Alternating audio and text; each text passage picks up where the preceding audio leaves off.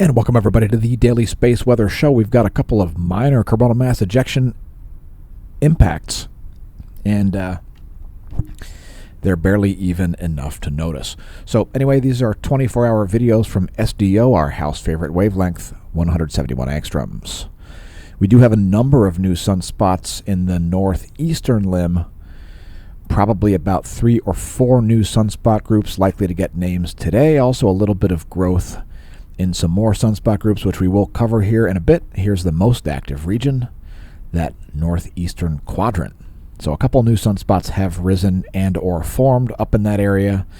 And honorable mention goes to these newly rising active regions. You can see them peeking their way around the southeastern limb. So that's the current scenario. We'll show that 304 angstroms imagery here in a minute. First, the SDO continuum. So a little bit of growth of this sunspot group. And also some degradation and reformation of this sunspot group down here in the southwest. So things pretty stable, though, over the past 24 hours. We do have a proton event to cover. So the proton levels have moved into warning territory. We're having significant polar radio blackouts, especially at the south polar region. We'll cover that. And let's talk volcanoes for a brief moment. So as far as the Reykjanes eruption goes, the ground deformation has been decreasing. So the likelihood of a major eruption there is dropping a little bit. Kluchevskoy also, let's see, the eruptive period ended there at Kluchevskoy. Mount Ibu is still erupting. Semeru, 15,000-foot ash plume, 12,000-foot ash plume from Merapi. Dakono exploding, 12,000-foot ash plume. Shishaldin has had its alert level lowered to yellow. Popocatépetl exploding, flight level 190, flight level 140 over Santiaguito in Guatemala. Fuego exploding, flight level 160, not sure about Nevado del Ruiz or Revenador. Sporadic emissions from Sabancaya are a reminder to not pole vault the caldera. Next, earthquakes, and we've had quite a few earthquakes over the past 24 hours, but no major ones.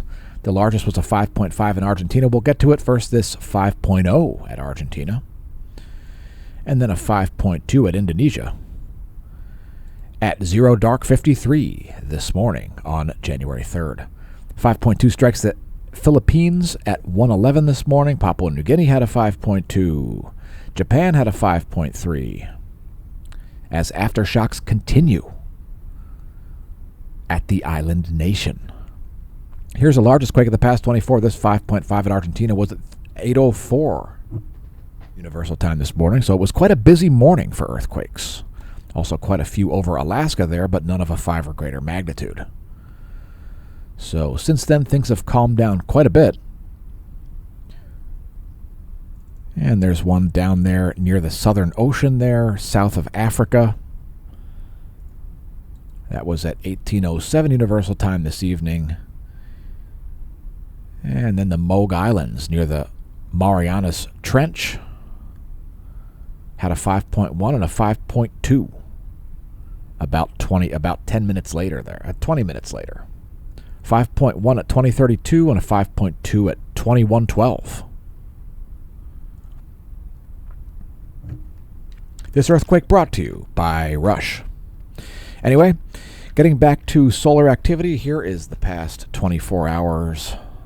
Here are the past 24 hours from SDO 304 angstroms, another classic wavelength from Solar Dynamics Observatory. And we're going to add the 211 angstroms difference imagery there to show the extended corona. And it'll look even better when we zoom out a little bit. Let's take one step out. There's the full disk view in 304 plus 211 angstroms, 60-minute running difference. There were a number of CMEs. One may have a minor earthly directed component. We'll get to that also.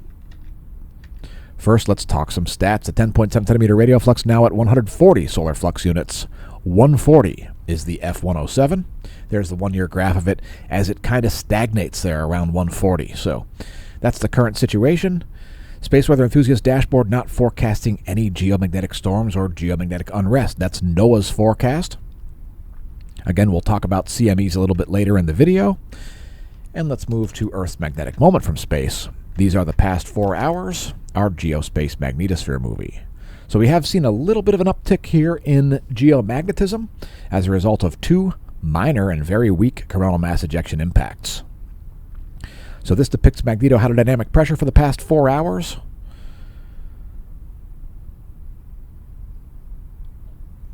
And there may be some aurora visible. It looks like it has waned just in the past hour or so. Here's Earth's magnetic moment from the ground.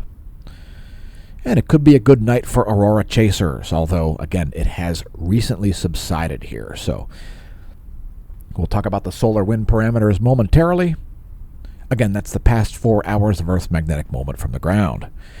KP index currently at 3. KP3 is the geomagnetically calm state of affairs, an average of global geomagnetism. And here's the ACE, showing a slightly elevated solar wind there. Looks almost like a weak coronal hole high-speed stream, but let's just move on to the Discover there. I'm not going to spend too much time on the ACE since it has so much missing data. Discover here showing 460 kilometers per second for the solar wind. That's the speed. Solar wind density about 10.5 protons per cubic centimeter. So we got 2 CME impacts right here. So here's one. And then here's a second CME impact.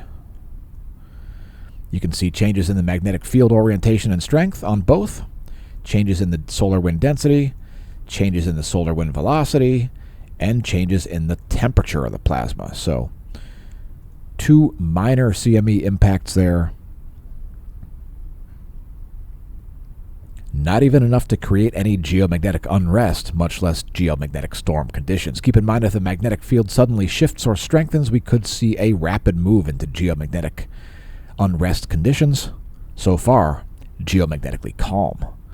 GOES magnetometers here, showing some variations happening there with the arrival of those 2 coronal mass ejection impacts.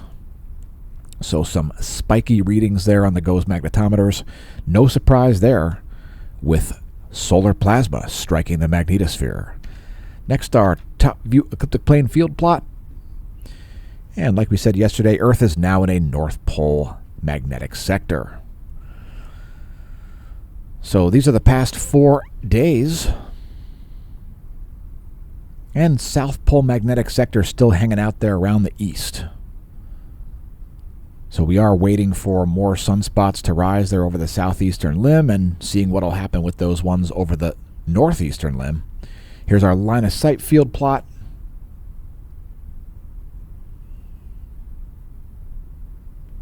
And here is our coronal hole line of sight plot. So we've got a bunch of North Pole oriented coronal holes here. Well, let's bring up the last image here. So there's the last image. Basically what we have right now is these are north and all of the rest of these are south. So that's the current situation for coronal holes. Here's a little closer view. And like we've said repeatedly on the channel, you can expect to see an ongoing increase in coronal holes in the coming 2 years, because we have had a shortage of coronal holes during solar cycle 25. So it's only a matter of time, and you can expect to see more and more of those as we get closer and closer to solar maximum, which I would anticipate showing up sometime around September or October of this year. Next, we'll move to sunspots. There is the current sunspot number.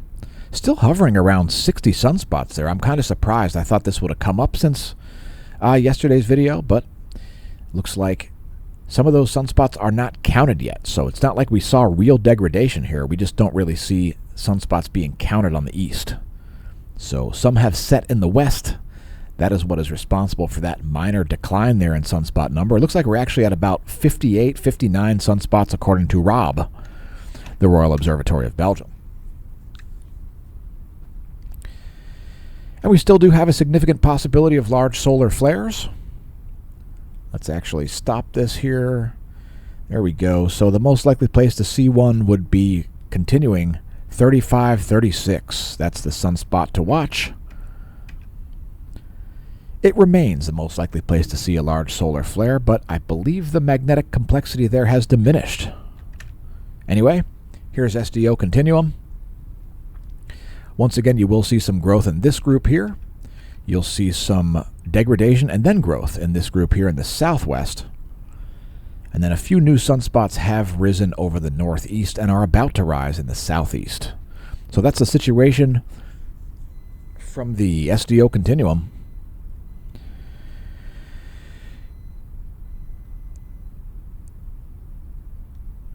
And now energetic particles. It's pretty interesting. The solar proton flux has continued to rise here. So radiation being emitted by those solar particles. And yeah, those relativistic particles there causing significant radio blackouts around the poles, especially the southern polar region. Here's our deabsorption regions map. Let's bring this to the current situation. So there you go. Significant radio brownouts around the north polar region and significant radio blackouts around the south polar region. So lots of radio frequencies there will be unusable for Antarcticans. Fortunately, most of the people aren't going to be under that blackout. And some full-fledged blackouts there at the north polar region as well. It's enough protons to cause that. You can see over northern Canada there, some radio blackouts. As far as solar flares go, it's been pretty quiet here. Only C-class intensifications since yesterday. No major flaring. Here are the wavelengths to view flares. 94 angstroms is a great one.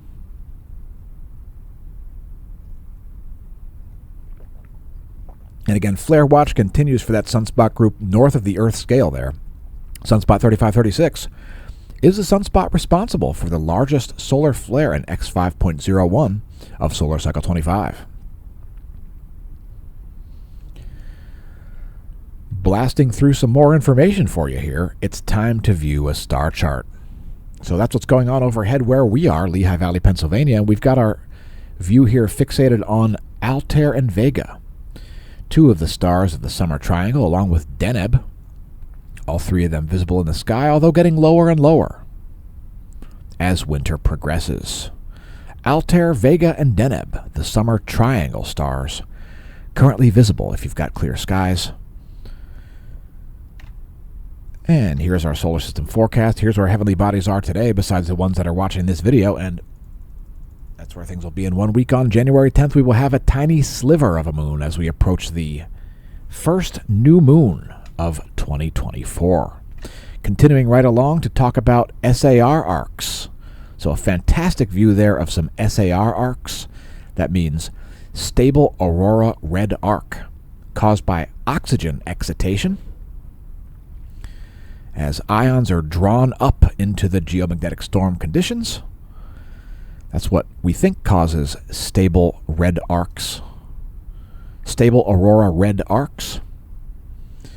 And this has been known about since the 1950s, by the way. So incidentally, it does not prove that the apocalypse has arrived. There's nothing spooky about it whatsoever. It's been known about for about 60 years. Or more like 70 years. So, yeah, that's the astronomy photo of the day, and check this out. An absolutely splentacular article here about a 14-year time-lapse of the gamma-ray sky caused by the Fermi Gamma-Ray Telescope. 14 years of data there. So check this out. I'm going to play a clip of this. If you want to watch the whole thing, the article is from SciTech Daily. It is absolutely splentacular. The gamma-ray environment of the Milky Way galaxy. So I'm just going to move that to double speed there so you can see a little bit more. Just awesome.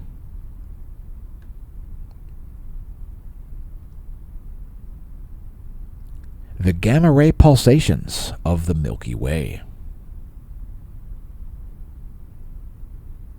Just fantastic imagery there.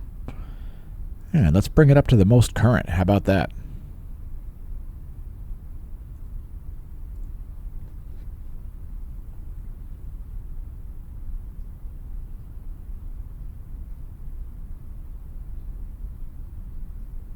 gamma rays from the Fermi Space Telescope. I like it. SciTechDaily.com has the article in their space section. And by the way, if you enjoy the content, don't forget to press the like button. If you're new to the channel, press subscribe. Get the world's most comprehensive daily space weather content delivered straight to your subscription feed. We also offer the world's most detailed solar imagery. So, yeah, congratulations on realizing the channel exists. Press like. If you're new, press subscribe, press share, leave a comment, etc. Press all the things. Visit our links. Help support the channel. If you enjoy the content, you prefer to see it remain existent, publicly visible, and free for all to view, then visit our links. We've created a massive web ring for people just like you. Smashomash.com is the homepage. Check out our Amazon shop. Check out our Redbubble merch. Check out our Discord channel. We're still on Patreon. We've got a Spotify music label. Lots of stuff for you to do there. Hit us up on social media. Thanks to everybody who has. Smashomash.com. And let's get to coronal mass ejections, as they are next. Again, there may be one with an Earth-directed component here. And it comes out of the northwestern limb. Let's take a look at... I'm just going to bring these back. So first the C3. And that CME... Well, let's use the C2 instead. So early this morning, this CME out of the west may have an earthly directed component. Coming out at about 6 o'clock this morning. You can see that CME there. It is maybe a partial halo. I think there may be an earthly directed component there. So we can expect that to arrive sometime around midday on January 6th. So there it is. That is the one to really pay attention to. We don't expect it to cause a major geomagnetic storm, but I would say we will not see anything above a KP6 from that. And let's take a look at our custom coronagraphs. There's a 24-hour video. And check it out, we captured another comet. So down here, another comet showing up right in there. And it's still on its way in, it looks like. So that one doesn't appear to have evaporated yet.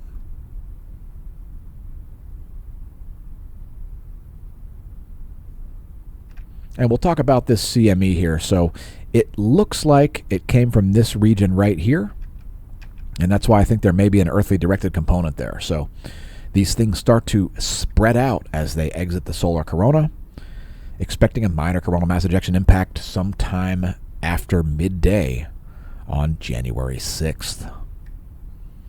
Here we're going to drop the LASCO C3 and add the 171 angstroms, 60-minute running difference.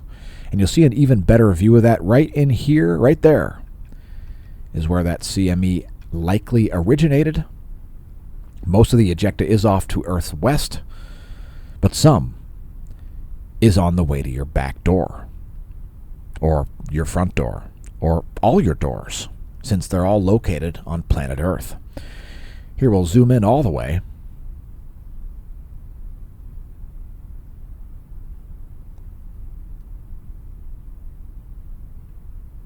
So a little filament eruption originating from this sunspot right in here.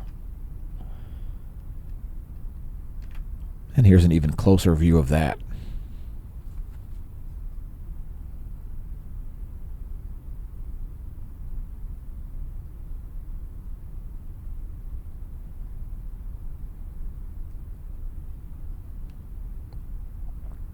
Next we'll move to solar filaments.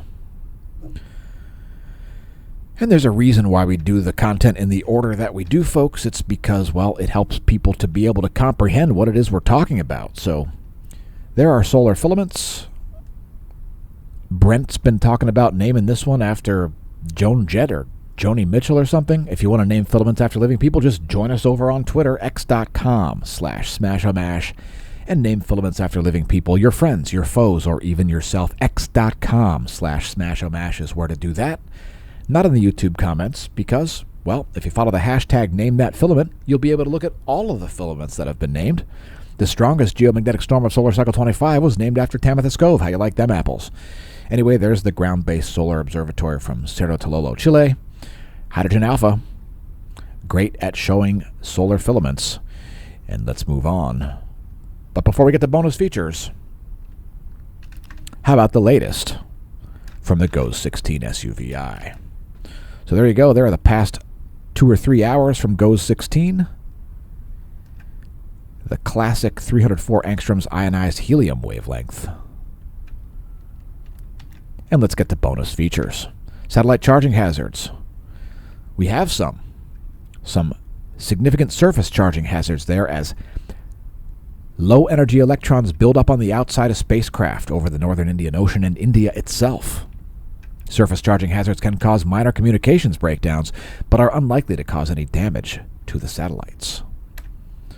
GOES electron flux here coming up off the floor. Looks fairly consistent with the forecasts. Here's the 1-year graph to contextualize the relativistic electrons, the greater than 2 mega electron volt electron fluence. And there's the forecast. Indeed, NOAA was right on. Nailed that forecast and expecting an uptick, which it looks like we already see happening. Another indication that those CME impacts are super weak and are likely to already be waning. Next, we'll show the layer where it's measured. How about the F layer of the ionosphere? What do you say? This is where it is, by the way, at about 300 kilometers of altitude, and here is the vibrational frequency. The bridge between Earth and space. It's mostly ionized material, and it vibrates quite rapidly. Those areas at 14, that's 14 million vibrations per second, or you could say oscillations per second. This data courtesy of Australian Government Bureau of Meteorology. We'll also show the anomaly in megahertz from the 30-day median, just in case that last graphic was Greek or gibberish to you. It's definitely not gibberish, but it could be Greek. I don't know. But that's the anomaly in megahertz from a 30-day median there, and a little bit of excitation happening there in the ionosphere, but nothing major. Again, those last CME impacts have been weak. There's the latest image. We'll also show the WAM, the whole atmosphere model. It's the Global Ionospheric Nowcast. That'll show you the total electron content and the maximum usable radio frequency, all in one convenient series of images.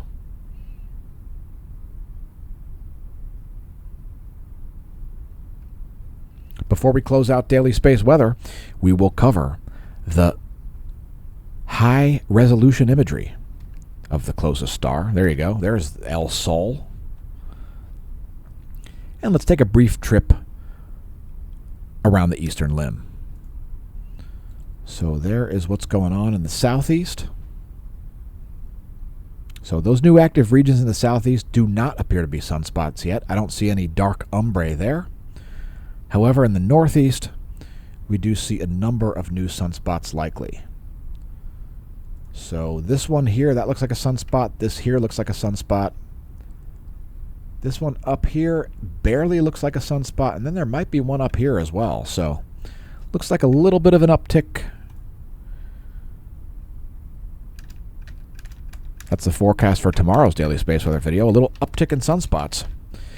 And let's move on to meteorology. So again, like we said earlier, there has been a little bit of an uptick in activity here, enough to generate some aurorae. So Iceland and Greenland, also Norway, Sweden, and Finland, they're likely to see some aurora. One of the many great layers that you can view at nullschool.net. And if you'd like to leave them your feedback, head to nullschool.net and send them your feedback. A fantastic website. Shout out to nullschool.net. We show it daily on the channel. It's just a delight. I love nullschool.net. Just a fantastic, fantastic series of different data sets there. You can even project the globe in all kinds of different ways. But let's get to our normally scheduled meteorology segment here. Here are the surface winds of the east. Here are the jet streams of the east. Shout out to our viewers from this side of the planet. Here are the jet streams of the central world. Shout out to our viewers from Europe, Africa, and the Middle East. Here are your surface winds. Jet streams of the Americas shown here. Shout out to these viewers. And there are the jet streams of the west. Very strong jet stream there in the western Atlantic. Clouds and fog over the Americas looking like this. That's our shortwave radiation map. The NASA GOES Interactive Weather Satellite Suite. Been using this for a long time, and I'm delighted by it. So there's this low pressure here moving around the California-Nevada border. Should get a pretty good view of that. You can see that clockwise rotation there.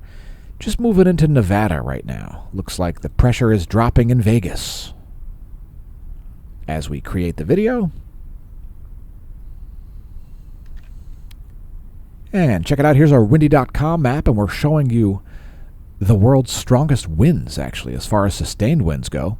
About 50 miles per hour there. This insane low that we showed you yesterday, it has moved north closer and closer to Alaska. So very strong low pressure there. 50 mile per hour winds in a huge section of the North Pacific there, south of the Aleutian Islands. By far the world's strongest sustained winds, and most likely the world's highest seas also, although honorable mention to the North Sea there. Some serious weather happening there south of Norway there. Some great surf at Norway. Not a great time to surf, but some big surf. Here's our weather.gov map next. Yeah, weather.gov. We got lots of winter weather warnings here. If your location is lit, head to weather.gov and click your location, the homepage of the National Weather Service. So there's the map. We scroll down to show you the key. Here comes some forecast, the GFS 72-hour. Pressure and precipitation is first. Again, like we said yesterday, some severe weather is going to be coming to, forming around the Texas-Louisiana border and then moving to the east-northeast. So you can see those strong storms there. Also some significant snow showing up in the Pacific Northwest, especially as a snowstorm moves across the country. Another one arrives in the Pacific Northwest. Also some heavy rains there. Here is our total accumulated precipitation in inches. Same model, the GFS 72-hour. Florida Panhandle going to experience some heavy rains there. Some localized flooding likely with 4+ inches of rain. Also Louisiana. Next, our accumulated positive snow depth change forecast in inches, the same model, GFS 72-hour. Quite a bit of snow coming in the next 3 days. Sadly, not to the Lehigh Valley, though. So, eastern Pennsylvania here is going to not be expecting any. Anyway, that's the GFS 72-hour. And last but not least, the temperature anomaly forecast in degrees Celsius.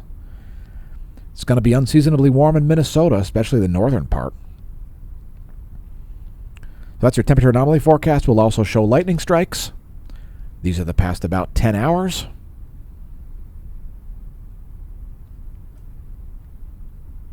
And here's a brief look at a real-time lightning map courtesy of lightningmaps.org. So we do have some strikes in the Atlantic to the northeast of Bermuda. Some sporadic lightning happening up there.